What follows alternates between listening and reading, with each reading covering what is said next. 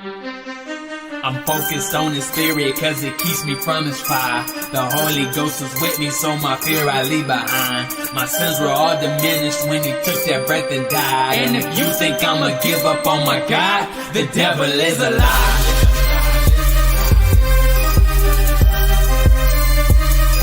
The devil is a lie.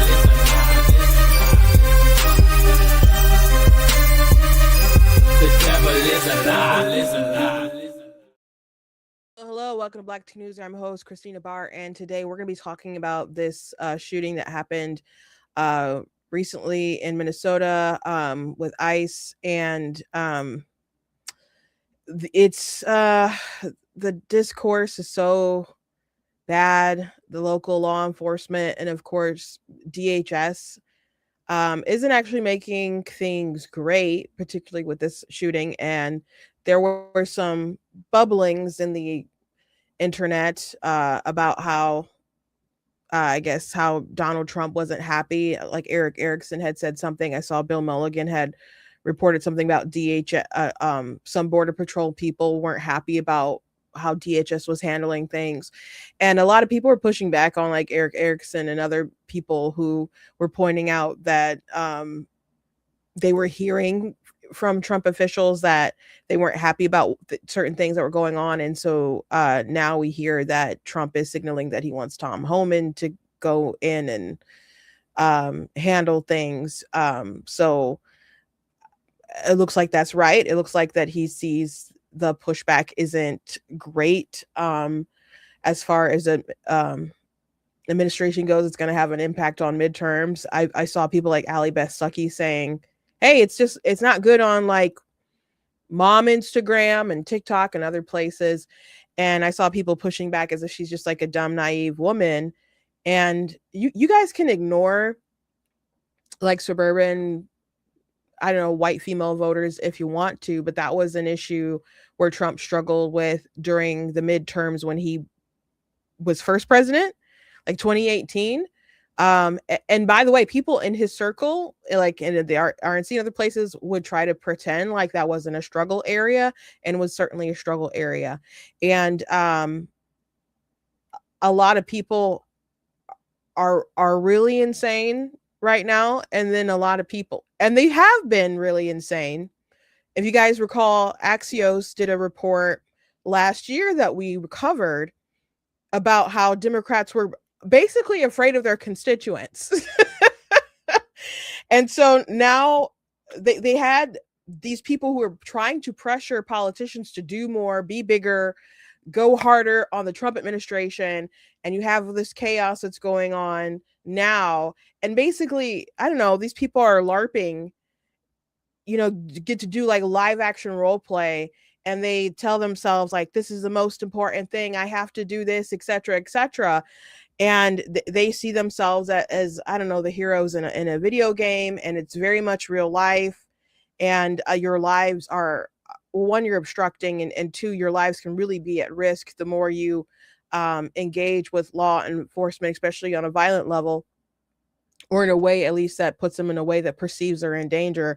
And I don't like any of this, and I don't want any harm to come to people. I don't revel in Renee Good's death or anyone else who are being caught up in this. I want people to live peaceably. I really wish that Tim Walz and Jacob Frey and all these people would just work with ICE and law enforcement so they can do their job and remove people who aren't supposed to be here, who had final deportation orders, people who did very bad things.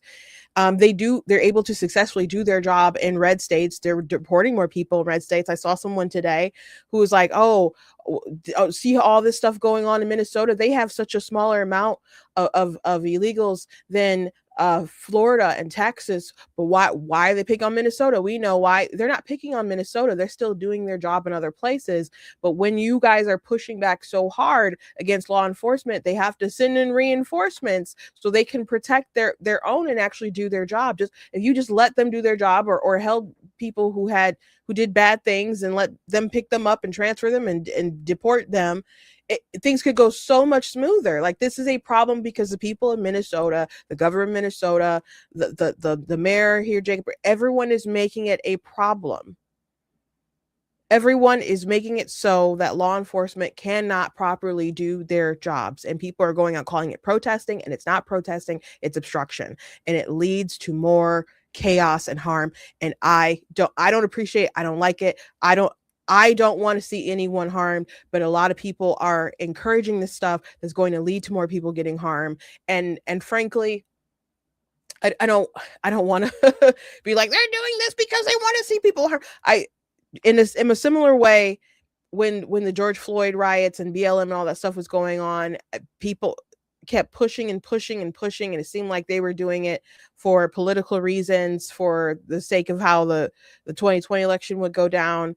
Their political motivations, for the same reasons that Democrats were holding out on doing some kind of budget, voting, so they could, say people are going to go without food and all kinds of different stuff. They did it for narrative, and they did it. They were like, people aren't going to be paid and all this stuff. After the elections, they came to some agreement pretty quick. I think so much of this is for political reasons and chaos. There are people who believe that they're being altruistic and caring about their neighbors who are here illegally, and the children who they're detaining and all that stuff, as if they're just kidnapping children off the street, which isn't what's happening. But there are people who profit off of madness. Never waste a good crisis. Remember that? I think it was Rahm Emanuel who said that, and I've heard Hillary Clinton and other Democrats repeat that line, and that's what we're seeing. And unfortunately, I don't think the Trump administration has been reacting in the best possible way, and some of the ways have not been good. I think there's a possible way to try to turn this around. I don't know. I don't think that they'll completely withdraw the ICE agents, and I don't think they should, because that would show that mob rule can succeed in pushing out law enforcement, and that's not what should happen. But he needs to make some kind of plea to the American people. We've talked about that before, but I hope he gets it together, and everybody gets it together. Anyway, before that was kind of an impassioned long intro, but before we jump into all that, let me go to encourage you guys to go to blacktnews.com, check out different content, website, articles, videos, etc. If you like what I do here, please consider leaving a donation on the website, because also it does cost to stream, run my site, all that good stuff. You guys can support it very much, to appreciate it, and appreciate you guys. You guys can also check out different merch that's available on the website, different t-shirts and so on, and things like that. So go ahead and check that stuff out. You guys can also check out my different books that I've written, like A Slay Your Fear, How to Overcome a Spirit of Fear. I've also got, of course, Guys Blatantly Against Abortion. And then I do have a lot of different other books as well. Most of them are different novels and stuff. But I do have some children's picture books like Bigger. You guys can check that out. My sister started working on my next book. At least my next picture book. I have a couple picture books that are like already kind of written out. So I sent her another one to work on. And it's about a crab. So she was sending me different crabs, and crabs are not the cutest things, by the way. And so she's like, sent me a crab. I'm like, what's with the mouth? And she's like, that's what crabs look like. And I'm like, I don't know about that. She's like, you want a cuter design or a cuter crab? I'm like, isn't that the same thing? And she said, no. So she started sending me different crabs. She's like, this one's cuter. I'm like, that crab isn't cute. Like, but she's working on it. So it's just now like a new process going in. When it came to Bigger, I had a drawing to work off of that I did, and that just kind of evolved into what it was. And I had different particular images that I wanted in the book that I was pretty particular about. So we actually like storyboarded the book, or I storyboarded the book and laid it out. I don't have a lot of such visions for that, so she's gonna have a lot of creative control when it, and just like make stuff, and then I have to approve it or whatever. So we'll see what the crab looks like.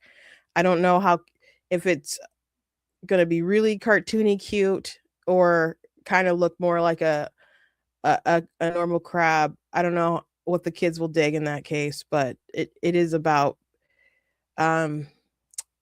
it's about fiscal responsibility versus being too cheap. So that's the spoiler for what the story is about. Like weighing that balance of being responsible versus not allowing yourself to enjoy life where you can. So that's the theme of the story. So I'm excited about that.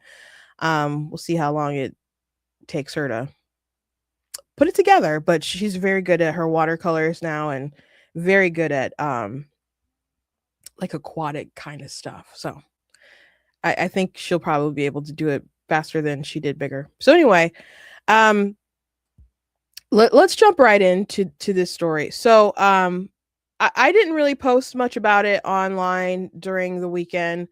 I'm sure you guys already know a lot about the shooting that happened um this weekend. And so the all the angles, I feel like this one is really kind of unclear compared to like the Renee Good situation. I know a lot of people disagree with I don't know, things that seem kind of clear to me on the by the different angles, but it's a it's a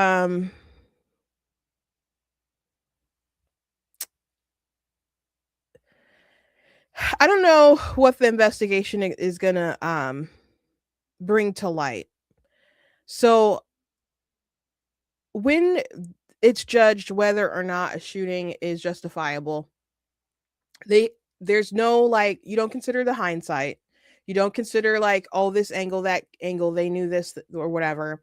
It's information like they knew at the time, heat of the moment, the regional officer, like in their perception of not whether they're like death was 100% guarantee or anything like that. It's imminent, like imminent harm, and that could have just been like bodily harm, to be frank. And so, in a situation where you have a man who was coming up, you could say, well, he there was a woman who was being harmed by these agents. He was trying to help her or whatever. Um, they are interfering with law enforcement. It's not a great idea, and he was armed. He did have a firearm. When you have a firearm and you're engaging with law enforcement, you have the right to have a firearm. And I see a lot of people really downplaying like the right to have one, and like, oh, if you show up to a protest with a firearm, like you must be some kind of terrorist or whatever. Like that was a narrative going around, and that was like an implication from like DHS and stuff that he wanted to like maximize harm or for the like the agents. That doesn't, from the information that I have and looked into, that it seems like that is really overblown or if not just frankly dishonest. Um but he has the right to have a firearm. I hear people saying that, well, you need to have ID if you're doing concealed carry. Is that something that they would have known at the time that he didn't have ID, if that's even the case? So that seems like a moot point. But if you have a firearm and you are approaching law enforcement, you have the right to have that on your person. But you have to understand they have a very dangerous job. There is still a power imbalance between you, frankly. Um, and they don't know if you're going to be a threat. That doesn't mean that they have the right to execute you on the spot. But if they get into a position where they feel that their life is in danger, they may act. So that is why, like, if you're in concealed carry classes, they'll tell you all kinds of ways about how you need to protect yourself when you engage with law enforcement. When you get pulled over to the side of the road, there are people who have their hands up automatically. There have people who have their hands on the wheel. So the police officer will come up to the car and they'll be like, officer, just so you know, I do have a firearm, and they'll be still or whatever. Or they'll be like, there's so, and the police officer will also ask you, like, when they come to the car, do you have any firearms or anything? Because they're trying to make sure that they are safe and they can make it home to their families, etc. So you gotta be careful. Just to be frank, like, at the end of the day, if something bad is going on, if you feel like a police officer, some kind of law enforcement officer is acting inappropriately, you have different ways that you can go through the system to try to seek some kind of justice. You can issue some kind of report or whatever. Maybe you can do the online approach or something, but just make sure that you can at least make it out of there alive. So, um, in the tussle situation, he ended up being pepper sprayed. He ended up being wrestled to the ground. His gun was removed, but to me, it seems like the gun was accidentally just discharged, and perhaps they thought he was somehow firing it, and he ended up being shot. I think there's still, I don't know, a lot. I think it's worth obviously investigating. I don't know what if you hear the firearm, the gun going off, and you think that he's somehow shooting at them. Is it reasonable then to try to save your life at that point, or react? I suppose, but again, he seemed to be disarmed at that time. I just feel like this one isn't as maybe clear as the other Renee situation, which a lot of people still disagree with my conclusion about it, but um one way or another, it doesn't warrant the sort of chaos that's going on in the streets. Um, but you have to act responsibly. Um,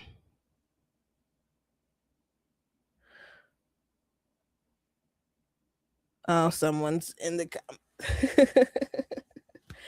Conservatives are worried that a horrific public act might reflect poorly on the president, who was found guilty of felonies and found liable of sexual abuse. So they're pretending it was okay.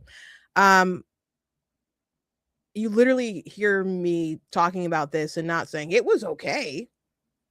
I'm explaining to you how it works legally. I'm saying it needs to be investigated. Um, but since you brought up, would people bring up the felony situation in New York about the hush money case? I've said this many times. It's either you're ignorant about what actually happened, or you're incredibly, incredibly corrupt. Incredibly corrupt. What felony did Trump commit as far as the election law? Cite me exactly what he did and how he broke the law regarding that. Please do that, Audrey. Please do that. Please do that, Audrey. He was so railroaded in that. That was so unjust.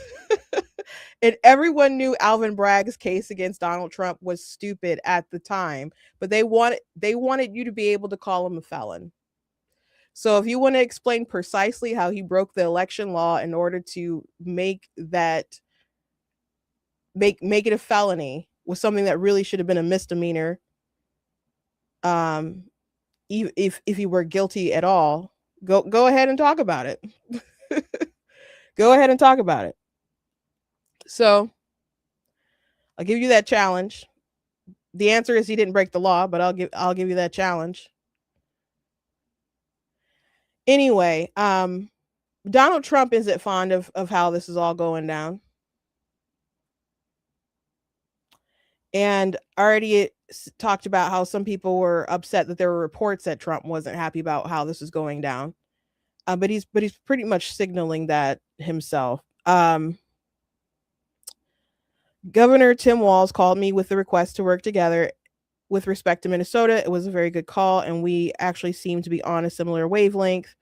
I told Governor Walz that I could have Tom Homan call him, and that we are looking for any and all criminals that they have in their possession. The governor very respectfully understood that, and I will be speaking to him in the near future. He was happy that Tom Homan was going to Minnesota, and so am I. We have had such tremendous success in Washington, D.C.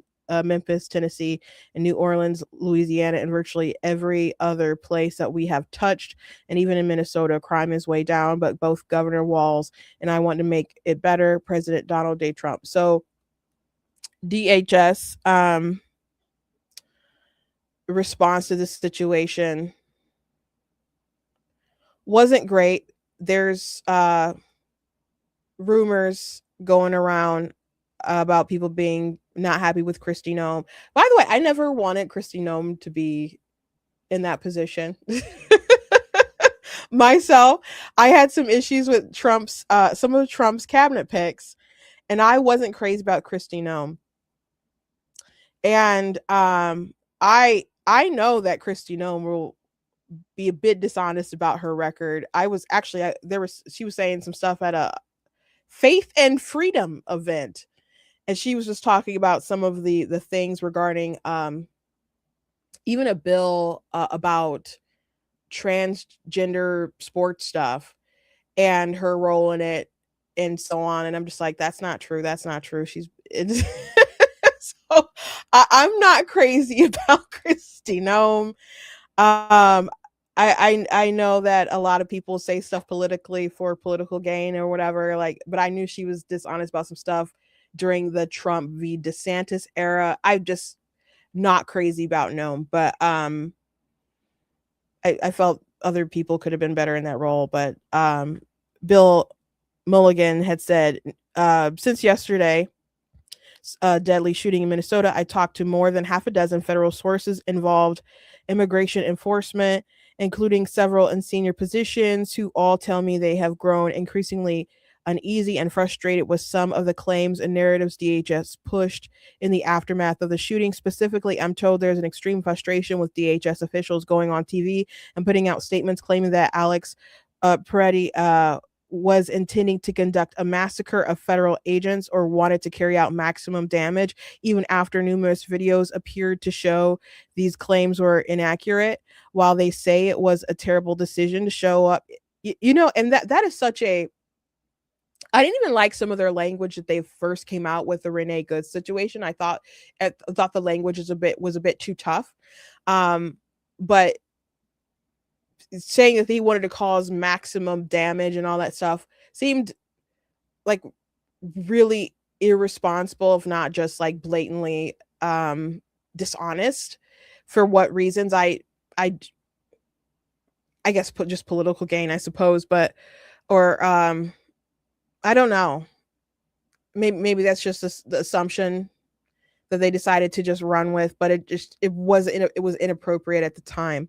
And a lot of people didn't like it, and I don't think ultimately it helped, and it doesn't help with their credibility either, because there's a lot of misinformation that people are spreading around that DHS has to keep debunking, and they've done a good job putting out information to debunk different narratives, like the kid who was 5 years old, and they're like, oh my gosh, they kidnapped this kid and stuff, that the mom wouldn't open the door. The dad was being detained. The dad wanted the child. The child went with their father because I guess that's what they wanted. So it wasn't them like arresting or kidnapping a kid off the street or something like that. But the little image of the boy that was used in a similar way of the little girl on the Time magazine cover that was not even separated from her mom.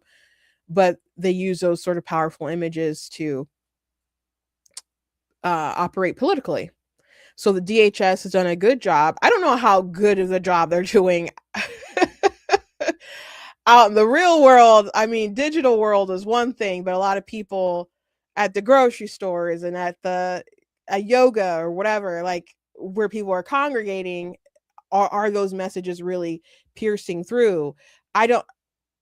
Probably not. I like people are pushing back on TikTok and different places like that, but as far as what people are seeing like pushed on the news, and then they go talk about it, at Starbucks with their friends, like is it getting through to those kinds of people, making differences?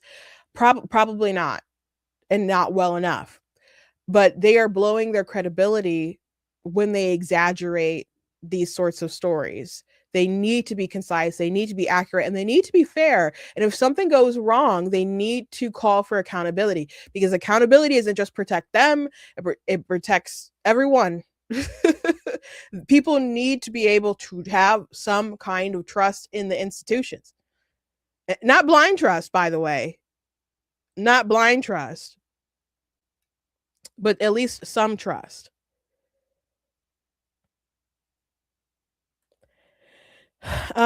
When while they say it was a terrible decision to show up with a gun and inject himself in a federal law enforcement operation, there's no indication Peretti was there to murder law enforcement, as videos appear to show he never drew his holstered firearm. These sources say that messaging from DHS officials have been catastrophic from a PR and morale perspective, as it is eroding trust and credibility, comparing it to when Democrats falsely claimed the border was closed or that Haitians were being whipped at the border. That was a crazy story, by the way, one of the dumbest things. Some of these sources have described DHS's response to the shooting as a case study on how not to do a PR crisis. One said they were so fed up that they wish they could retire. Another said DHS is making the situation worse. And another added that DHS is wrong and we are losing this war, and we are losing the base and the narrative. These sources all believe this is going to end up being what they call a bad shoot in a bleepy situation that happened in seconds, where agents likely heard gun, then the disarmed firearm may have had an accidental discharge that spooked the agents and they shot. The agents do not have the luxury of multiple slow motion angles and had to make a split second decisions.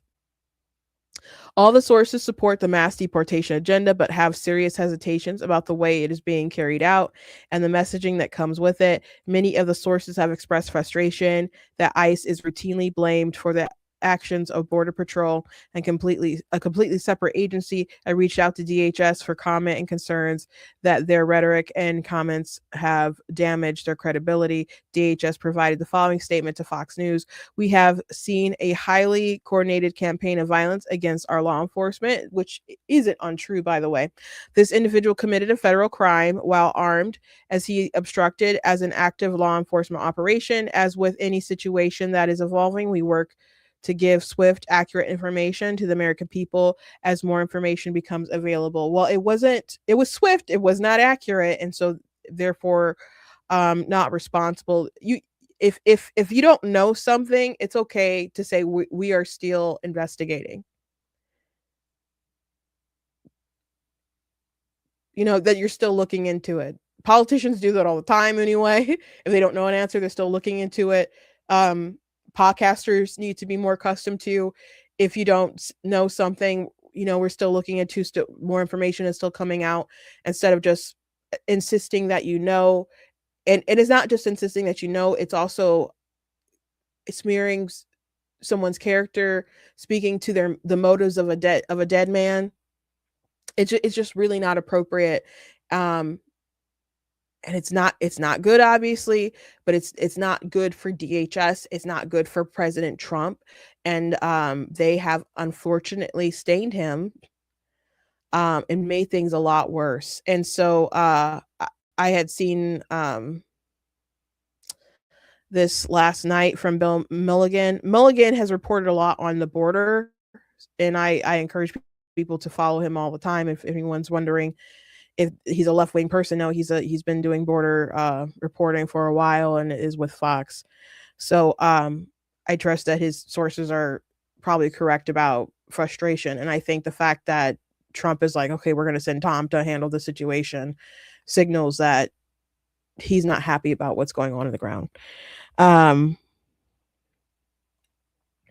Yeah.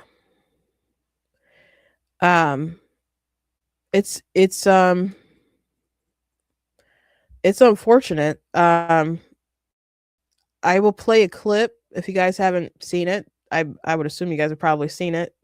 Um, this is one of the angles.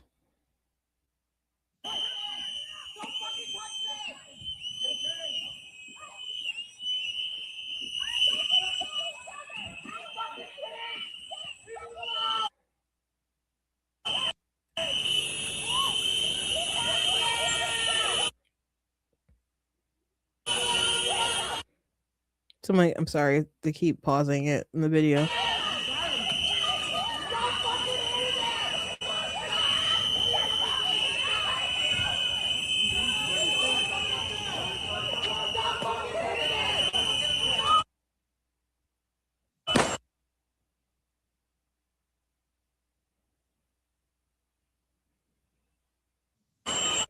Yeah, so we're showing that the officer had his firearm. So as Mulligan was talking about in the sources, they think that's just he probably discharged the firearm and they got spooked and it ended up shooting. Law enforcement officers are not infallible, and that is why it is so important to not put yourself in really bad situations or in situations where your life could be in jeopardy like this. It's not that I don't think people have the right to go out and protest, but at the same time, I think people are lying and being dishonest about what they're doing. If you intend to go out and stop ICE from doing their job, if you're blowing your whistles because you want to warn people like, hey, ICE is out here, and you're going around following them or following anyone that you think might be associated with ICE, which I've seen so many videos of people going around following different cars because they think they put them in some kind of database or their car looks suspicious. And they're like, you're ICE, you must be ICE. Oh, I saw you had your camera out. You must be ICE. It's really insane. Or they're blocking off the streets or whether they're doing with their cars or trying to direct traffic in some kind of way, or they're blocking up the roads. You are intending to stop them from doing their job. So that is not a protest. You are obstructing.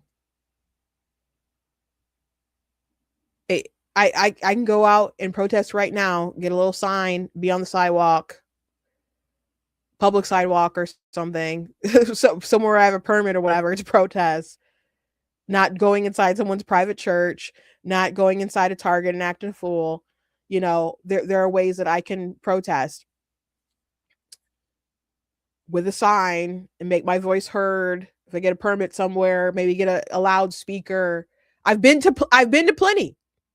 And by the way, I've been to plenty where people are carrying. Where maybe not most, but so many people carry at Republican events, Republican protests.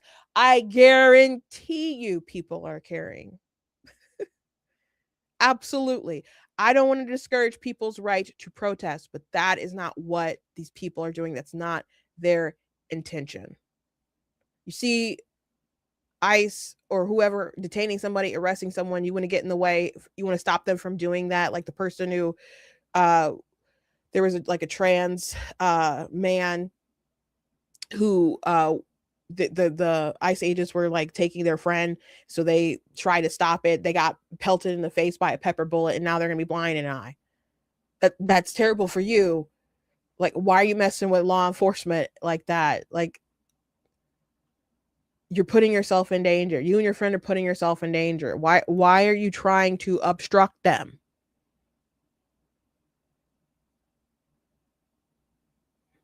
I know you don't like what's going on. You can vote to have the laws changed. You can you can encourage people who are still there illegally to go through the courts the proper way, or even maybe they'll just have to self-deport and then reapply. That might be the only true option they have left. But this can't keep going on. I guess it can, but people who encourage this, I just don't believe that you care about these people that much. I don't. If you keep encouraging people to be the next Renee Good, it's not because I think you cared about Renee. Or if you want another Alex situation, I don't think it's because you actually care about Alex. And it's not because, and I'm not saying this stuff because I think that the government just has the ability or to just totally be tyrannical or something like that, but they're just trying to do their job. It's their job to enforce the border and pick up people, especially people who've done criminal acts, and deport them. Again, some of these people have had final deportation orders for years. And I'm not one that's like they need to be the worst of the worst to be deported. I mean, if you broke the law, you're up for grabs.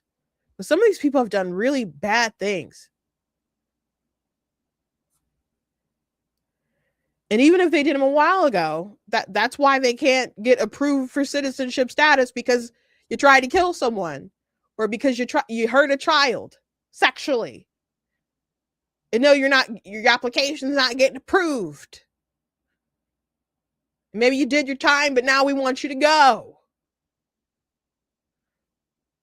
I don't think that's a terrible mindset of the federal government to have.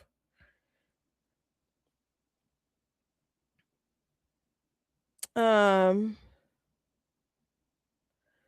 said if these protesters were peaceful like the law allows, there would be no deaths. Just like BLM, obey the officer, no one gets hurt. For the most part, that's the case. Now, sometimes, again, police officers are not infallible, and sometimes they flat out make mistakes, and they can and should be held legally responsible in those kinds of situations. But you don't make the job unnecessarily difficult. Do not put yourself in dangerous situations. Again, there's a reason why people, if they're armed, they got their hands on the wheel when that police officer comes. Maybe they'll have it up and they're like, police officer, just so you know, there's a gun on my hip. There's a gun on in my glove compartment or whatever. Like, I'm gonna reach for my ID, or you can grab my ID, or whatever the case. But I just want to let you know, I'm not moving to touch it.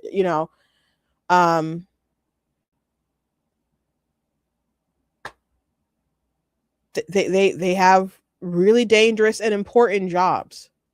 But something that's also really annoying to me is that people keep referencing Kyle Rittenhouse, and I've seen a couple posts about it. I just made a TikTok about one, actually.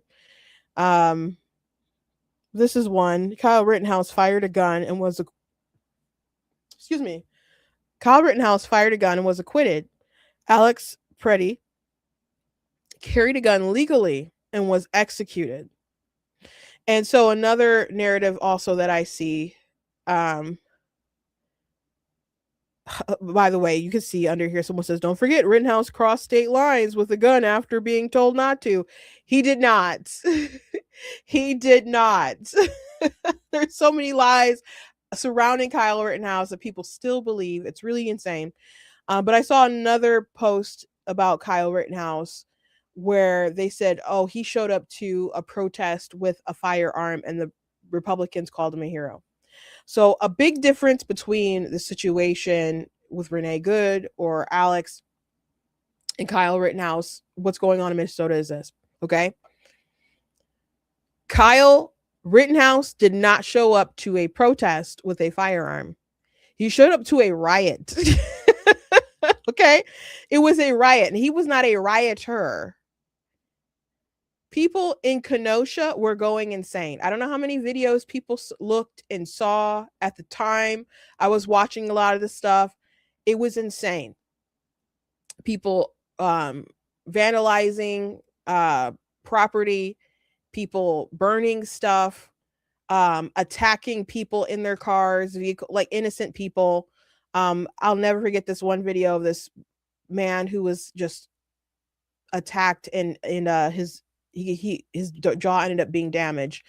And there was a woman who was recording it because he had like a fire extinguisher, and he was trying to get people like out of this property, and then someone just came and clocked him, and he like fell out, and then the woman who was recording was just like started yelling, and then she's like, don't you understand what's going to happen when people see all this?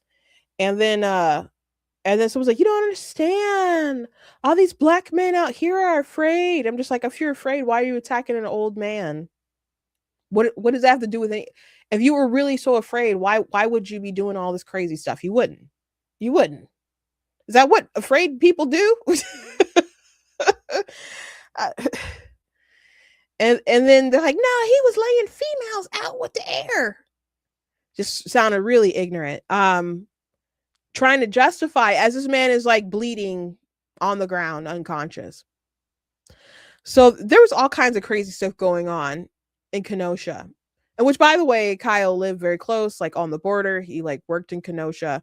Kyle did not go there to Kenosha to act a fool, to start fires, to harass people on the streets. Uh, he was actually there earlier that day cleaning graffiti, you know. So that's nice. But he had agreed to protect a business because the law enforcement weren't doing an adequate job. Maybe they're stretched or whatever, but they weren't doing an adequate job. So he and other people were going to protect a business. Now Kyle also like it was trying to render like first aid. There was one point he was like trying to put out a fire that was like in I think a trash can or something like that. But he ended up getting chased by people who wanted to hurt him. And one person had like threatened him earlier.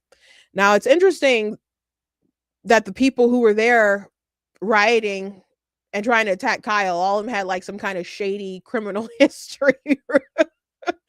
And one person had like issue with like mental illness and other things like that. And so he killed two people. One person he shot Gage, I think was his name, in the arm and stuff. And so Gage survived, and he was at the trial, and he admitted that Kyle engaged when they attacked him. So I'm like, this is clear cut self-defense. I always thought it was clear cut self-defense. There was plenty of videos out there, thanks to, I guess, all these, journalists on the street, and so um he still went through being charged and had to go through the whole trial. And people were watching it very closely because they were concerned about what sort of precedent was being started, if things didn't go Kyle's way. So Kyle was acquitted, but he didn't go take a AR-15 or whatever to a protest. What was going on in Kenosha was a riot, and it wasn't his intention to be part of the chaos. It wasn't his intention to obstruct law enforcement from doing their job. It was his intention to protect people from rioters. That was his intention. And when he came across law enforcement, he had his hands up, and he wanted to surrender because he's not an idiot, and he doesn't want to be going up to law enforcement pointing a gun or like he's a threat. And he had also taken some lives at that point, so it's just like, I want to get out of here alive. So his hands were up, unlike Michael Brown. So these situations are different. People can keep calling what's going on, and I'm not saying that everybody in Minnesota isn't protesting, but if your intention is to obstruct law enforcement, prevent them from doing their job, you are engaging in obstruction. That's what these people are doing. You can lawfully and peacefully actually protest.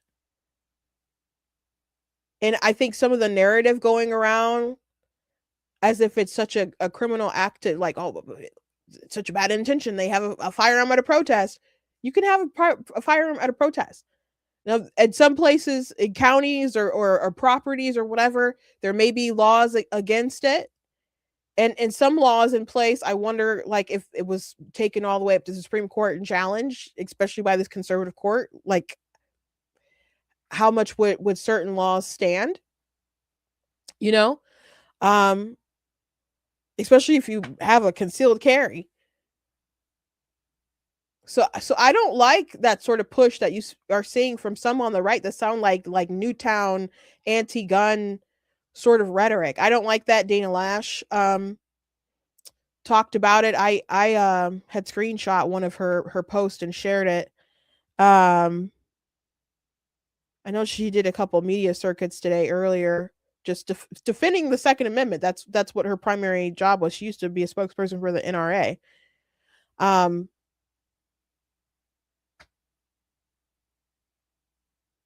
but you got to be smart. You got to use common sense. You got to use wisdom. You cannot choose to do that. And I'm not saying you deserve to be executed because you're not smart, but I'm telling you to be smart. I'm telling you to value your life. I'm telling you to make it home to your family, to make it home to your kids, to make it home to your husband, your wife, or whatever. I'm asking you to do that. And I'm asking people to stop encouraging dumb decisions because I don't want to see people harmed. I don't want to see that. Another comparison that I'm seeing from the left is that people are bringing up the McCloskeys, if you recall the McCloskeys. And so this climate defiance, which has a how many followers? 47 in the era of fossil fuels. Okay. 47,000 followers on X. Patricia and Mark McCloskey brought weapons to a protest. They were honored as keynote speakers at the 2020 RNC. And I probably wouldn't have them at the RNC because I don't believe that they were Republican. But not that you can't have someone who's not a Republican speak at the RNC, but I just, they weren't at a protest with their firearms. They were on their property and they were concerned about BLM breaking into like their private road or whatever street. So they heard a lot of crazy things going on at the different BLM riots, protests, whatever. And they just wanted to show that they would protect themselves and not to try them. And do you want to know what happened to them? First of all, they were heavily demonized by the left. So I understand they're trying to throw this stuff in the right's face, but but just as with Kyle Rittenhouse, they tried to ruin his life. They wanted that kid's head on a pike because he dared to not want Kenosha to burn. And they were saying this kid he was racist, not because of a bunch of other stuff that they knew in his life, but because he dared to show up at a BLM rally. and people were even claiming in the media, there was different headlines about like how he killed black people, which wasn't true. But people were still saying that he's racist because he showed up to a BLM protest and killed those people. Just a bunch of crazy stuff. But they wanted that kid's head on a pike because he didn't want to see Kenosha burn, because he wanted to protect people from the rioters. They wanted him to spend the rest of his life in jail. They were not defending his right to be there with a firearm. They kept lying about like he took the gun across state lines. That's not even true. What was he even doing there? He worked there, border town. He lived closer to Kenosha than some of those rioters that came out there to professionally riot or whatever. But the McCloskeys weren't there at a protest. They were there on their property. And they ended up being charged and they had their weapons confiscated. That's what happened to the McCloskeys. Climate defiance. These things are not the same. These things are not the same. That's why we can't have honest discourse. Life is complicated. It's messy. It requires a lot of nuance. And, adults are the ones who get to vote, and adults need to be able to have adult conversations. But unfortunately, a lot of adults just fail in that area.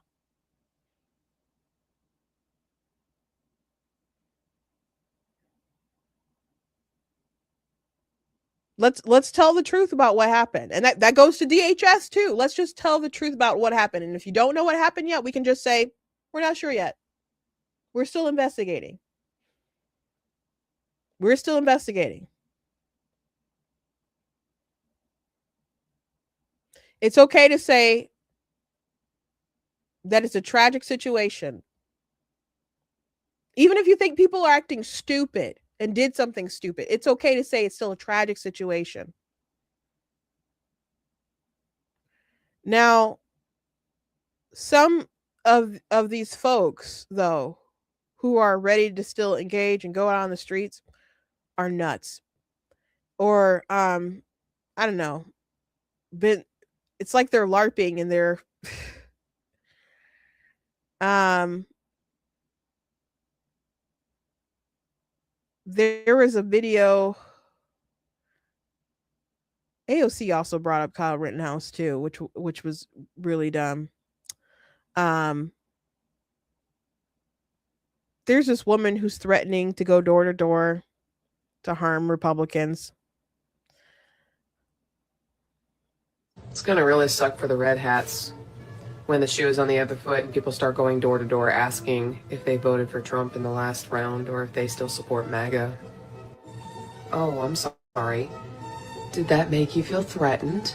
You think social punishment ain't a thing? You think everybody's ready to do all this again another 40, 50 years or however long it takes them? If you guys were to use any critical thinking skills and take a look around for 2 seconds, you would realize that numbers-wise, y'all are screwed. It wouldn't matter how much firepower y'all had. It would not matter how much you guys tried to... I mean, January 6th was a prime example of how crappy everything is and falling apart. Oh, that was just a test run. Yeah, the test run looked like shit. You're leaving. Okay, so January 6th, if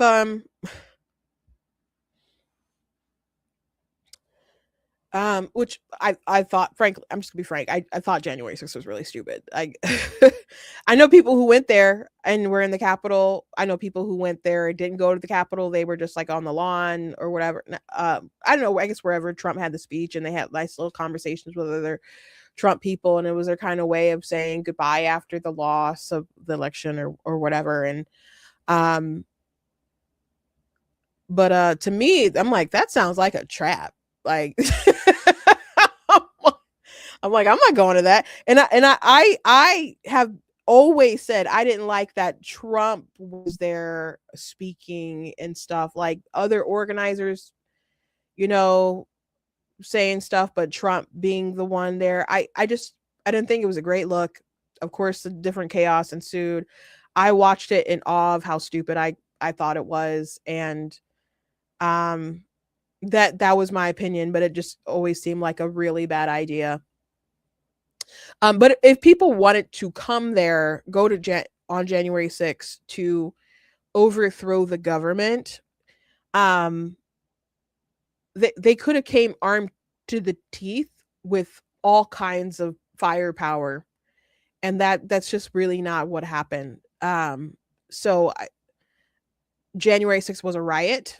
That definitely got out of hand. I don't think the intention was people, again, to go there to overthrow the government.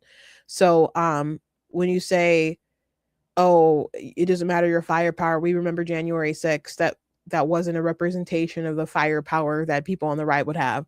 But she had said something about social consequences justifying going door to door to find people who voted for Trump. And I don't, going door to door to harass people isn't like social consequence to me. I mean, that's really strange. And a little too intimate, and is, I would consider a threat, which she mocked. Was like, oh, that's a threat. Yeah, that seems like a threat. And then she brought up firepower, so she's aware that she sounds like she's issuing a threat.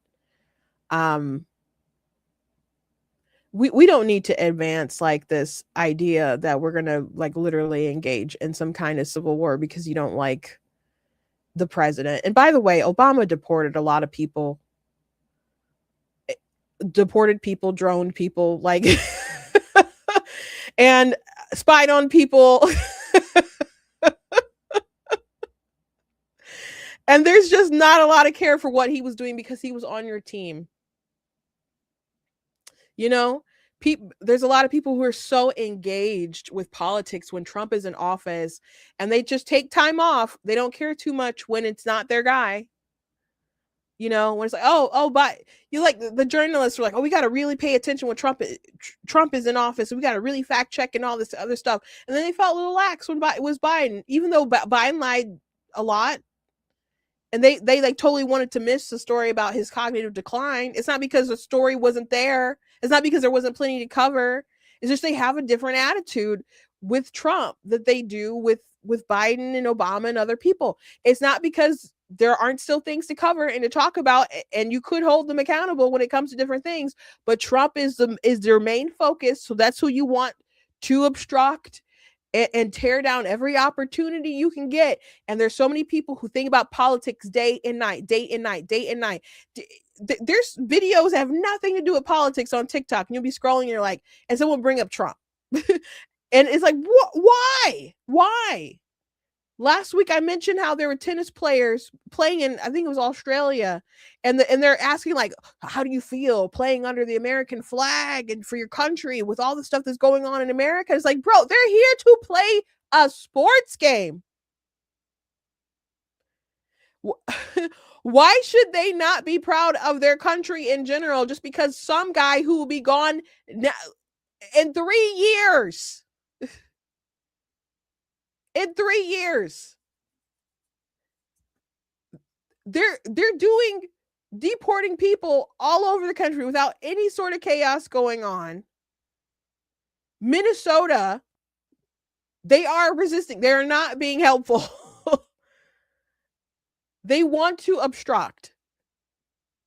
Texas and Florida, they're still deporting people. It is a choice to make your life opposing Donald Trump. Even though Obama, their administration deported a lot of people. And Obama defended it by, I am keeping the law.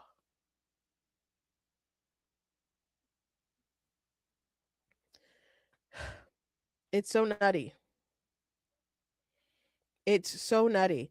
And I saw this video on TikTok. Let me play it for you guys. Give me 1 second. I gotta switch my screen.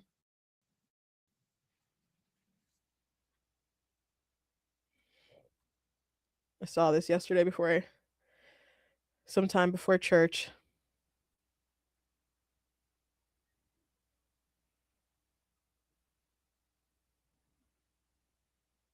Oh, I'm sorry. That was on my TikTok page.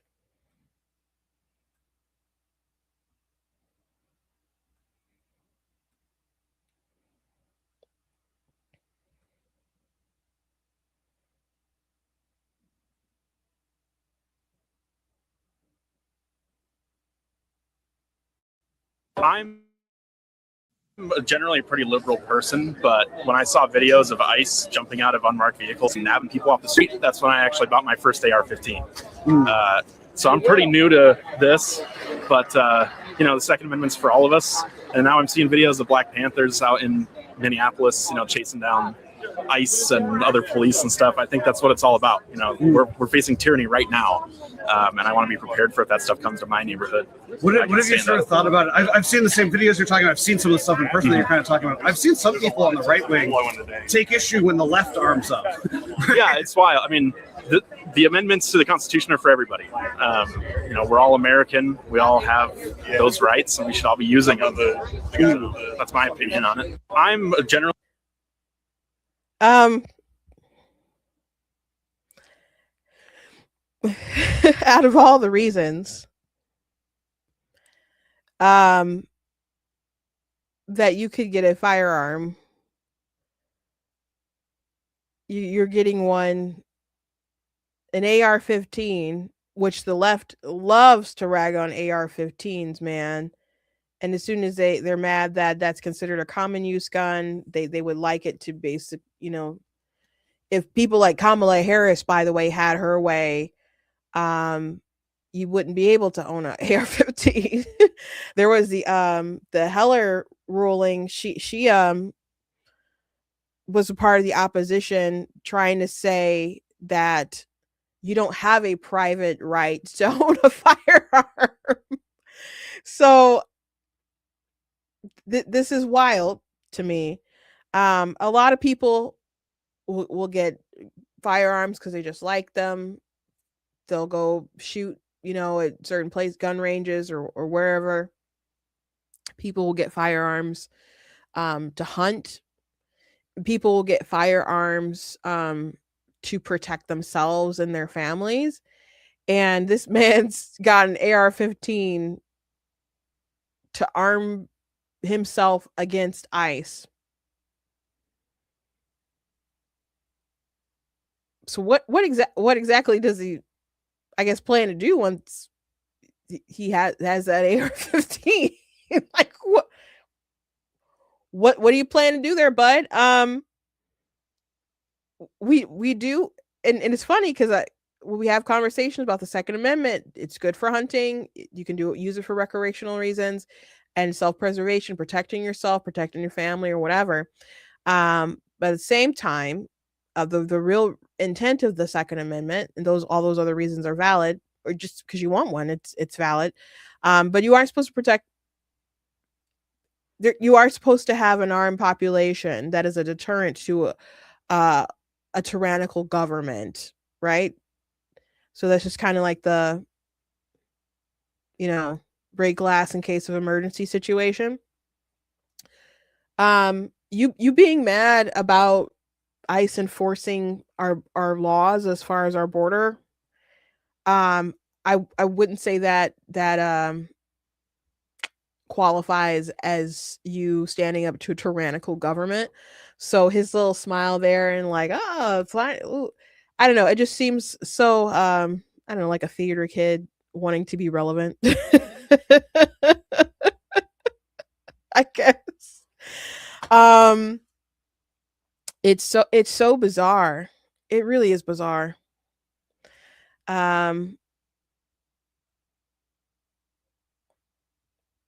But hey, a lot of these people, they see a cause and they want to insert themselves.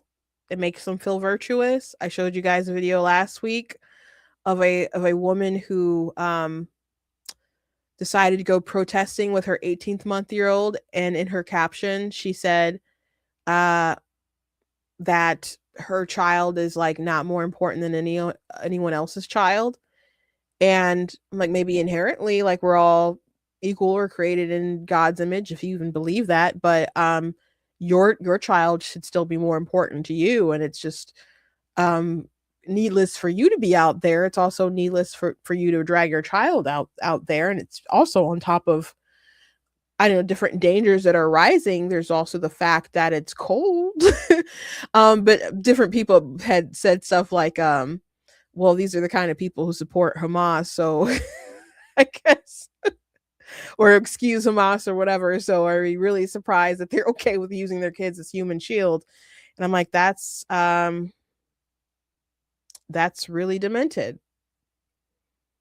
And so that video got a lot of eyeballs on TikTok. So the woman ended up deleting her TikTok page. I guess she got a little too much smoke for being a bad mother and making poor decisions that she decided to announce on the internet. But they are willing to put even their own kids at risk, themselves at risk, because it makes them feel virtuous. Again, the ICE is going after people, trying to get people who have committed, besides breaking the law as far as illegally coming into our country, some of these people have sodomized children, have attempted homicide, and committed other sort of trafficking and sexual crimes, and ICE is trying to pick them up. They have final deportation orders. They're trying to get them out of our country, and there are people standing in the way of that. It's not a protest, it's obstruction. With that being said, DHS needs to be honest about different incidents that happen between civilians. Well, whether they're rioters or protesters or whatever, they need to be honest about what's going on and describe situations accurately, because when they blow their credibility on stuff like that, it's harder for people to take at face value when they have those mug shots and they say, well, this person did this person did that. They were there on the scene because of this issue and that, and et cetera, et cetera. And there needs to be some bit of trust there, because otherwise you'll get people just throwing out everything that they're saying. And it's just a bad place for them to be at. And it just will continue to lead to further social decay. So they didn't do a good job, to be frank. And it seems like Trump is going to reevaluate and readjust. But Kristi Noem, DHS, they didn't help the situation. They're frustrating Border Patrol people. It leads to poor morale. They have a responsibility to get things right. Also, just a moral responsibility to try to get things right. And if they don't know in the moment, they don't know. They're still assessing things on the ground. It's okay to say they're still investigating. I understand they want to stand by Border Patrol and ICE agents and be supportive in a way that they felt like other administrations maybe weren't. Like Biden and them making a stupid story about the whipping migrants are going along with that. That was stupid, right? But it was always obviously stupid. They don't want to look like they're turning their back on them. And maybe they don't want to appear weak or whatever too. But you're just messing with your credibility, and it's not good for them, and it's not good for the country. It's not good for President Trump.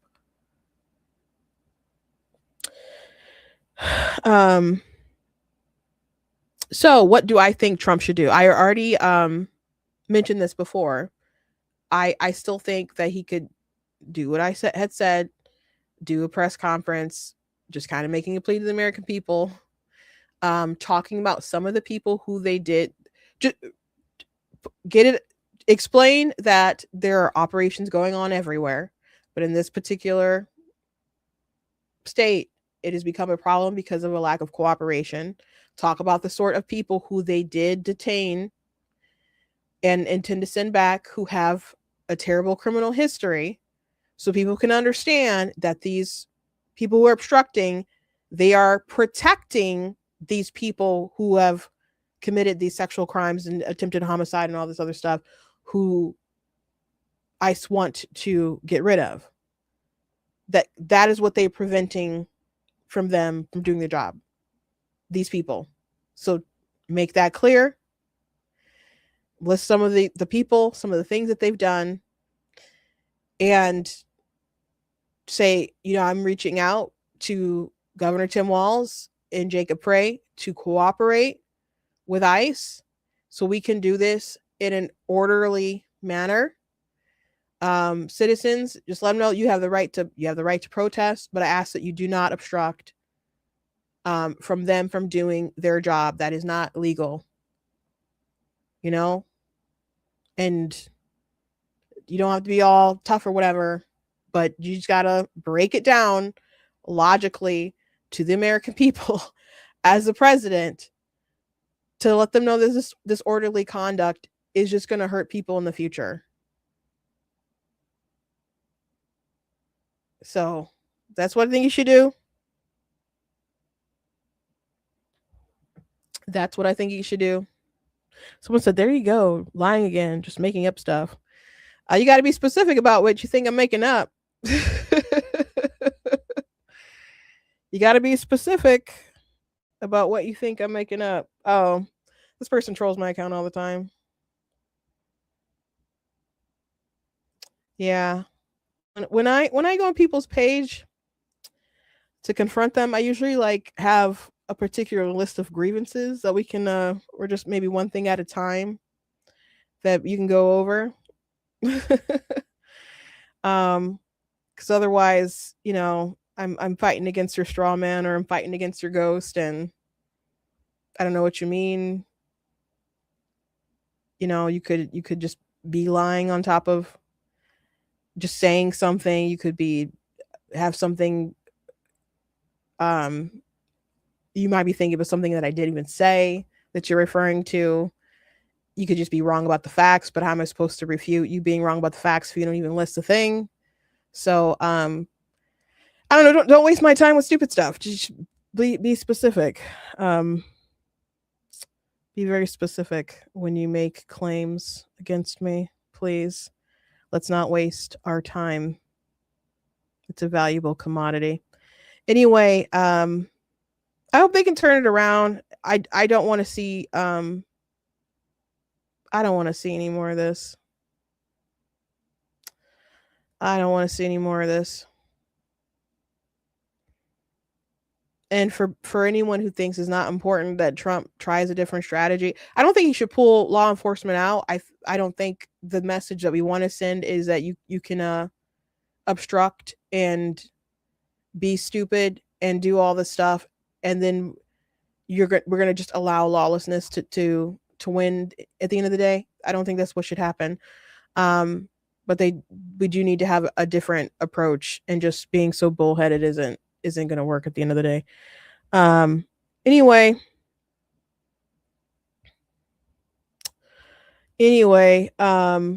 that's the end of the show. That's all I got to say today. I had issued a challenge to Audrey, and Audrey did not was not able to substantiate her or explain the felony charge, though there was a repost of a comment that was done earlier. So I guess Audrey doesn't understand the case, or is corrupt, but one way or another, you had plenty of time to respond. I'm talking about someone over at YouTube, for those of you on Facebook wondering. Anyway, thank you guys for joining me. Please go to blacktunes.com, check out different content, website, articles, videos, etc. Since people are bringing up Kyle Rittenhouse, I wrote plenty of stuff on Kyle Rittenhouse at the time. And, there's so much misinformation going on. And my dad was out of the country at the time doing mission work and stuff. And he's usually, pretty glued to the news and stuff, but he just couldn't be that involved because he's, in South America somewhere. And so I had talked to him a little bit on the phone about the Kyle Rittenhouse stuff. And then I sent him an article that I wrote about it. And then he said, he just talked about how there's so much stuff he didn't know. He actually thought that he also had killed a black person too. And my dad, he said, it is really scary what the media can do. My dad, he's not scared about a lot of things, but he used the word, it is really scary how the media can manipulate stories and narratives and all kinds of different stuff. And then I talked to my mom about it, and then she didn't know that either. She had overheard us talking about it, then gathered more information about it. So that was a crazy time in the news, and just a crazy time for the country. And the fact that people are comparing those two things, this and the Minnesota situation, and saying that he just showed up to a protest, or the McCloskeys just showed up to a protest, being so dishonest about what happened. What's going on in Minnesota is really complicated. And I think particularly also the shooting that just happened. I think it's a lot more complicated than the Renee Good situation, but Kyle Rittenhouse was rightfully acquitted for what happened. Rightfully acquitted. But there were so many people who were saying, this is why we need critical race theory. That's what Joy Reid said. People had so many political motivations for wanting to see this kid go to jail, when it was clearly him acting in self-defense as people were coming at him, when he was there to try to help people after the city was in chaos. So that's not what's going on. These people don't like what law enforcement are doing. They don't like them doing their job, so they want to obstruct. And a lot of people are putting themselves in deadly situations, and I don't want to see it. But many people would rather, win a political game. They'd rather win a political game than see people go home to their kids, be able to call their mom and dad on the phone. and say I made it home safe. So let's just all try to be better. Anyway, God bless you guys.